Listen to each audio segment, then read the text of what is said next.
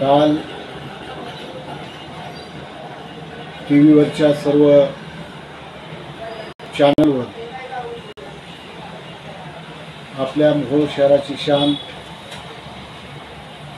आपला अभिमान असणारा पैलवान की जो महाराष्ट्र केसरीसारखं मानाचं पदक जिंकून या मोहोळ शहराची मान सिकंदर शेख यांनी उंचावली, त्या सिकंदर शेखला पंजाबमध्ये शस्त्र तस्करीच्या आरोपाखाली आणि राजस्थानमधल्या एका गुंड टोळीच्या संपर्कात असल्याच्या कारणावरून अटक केल्याची बातमी समजली। खरं तर या बातमीवर माझा अजिबात विश्वास नाही, कारण अतिशय हालाकीच्या परिस्थितीतून सिकंदर शेख या एवढा नावाजलेला नामांकित मल्ल होऊ शकला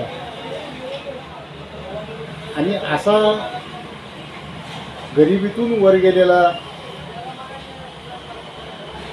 व्यक्ती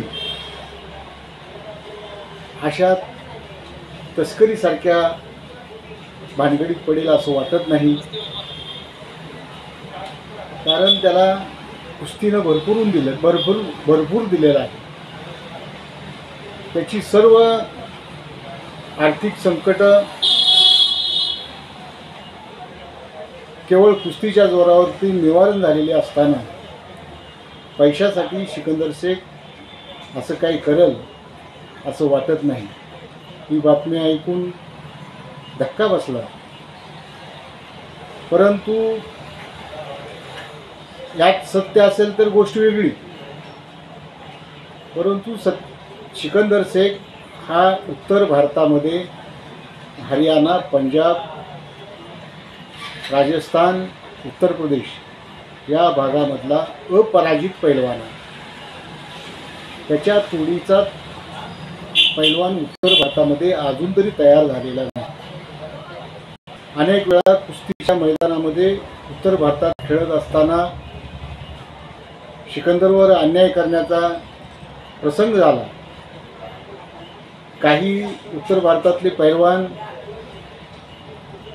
त्याला धमकी देताना काही वेळेला आपण पाहिलेलं आहे। अशा परिस्थितीमध्ये संशय निर्माण होण्याला जागा आहे की हा महाराष्ट्रातून आलेला हा पैलवान आपल्या उत्तर भारतामधील पैलवानांना अद्यापपर्यंत जिंकून दिलं नाही।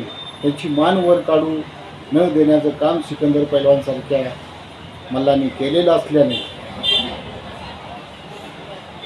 त्याला या प्रकरणामध्ये षडयंत्र रचून अडकवण्याची शक्यता नाकारता येत नाही। त्यामुळं महाराष्ट्र सरकारला, गृह खात्याला माझी नम्र विनंती आहे की महाराष्ट्र सरकारनं या प्रकरणात लक्ष घालून पंजाब सरकारकडून याची माहिती घेऊन सिकंदर शेखवर या खोट्या गुन्ह्यामध्ये अडकवलं असेल तर त्याला न्याय मिळाला पाहिजे, याची भूमिका महाराष्ट्र सरकारनं घ्यावी। की मोहोळ शहरातल्या तमाम नागरिकांच्या वतीनं मी महाराष्ट्र सरकारच्या मुख्यमंत्री आणि गृहमंत्री यांना विनंती करतो की सिकंदर शेखवर अन्याय होणार नाही।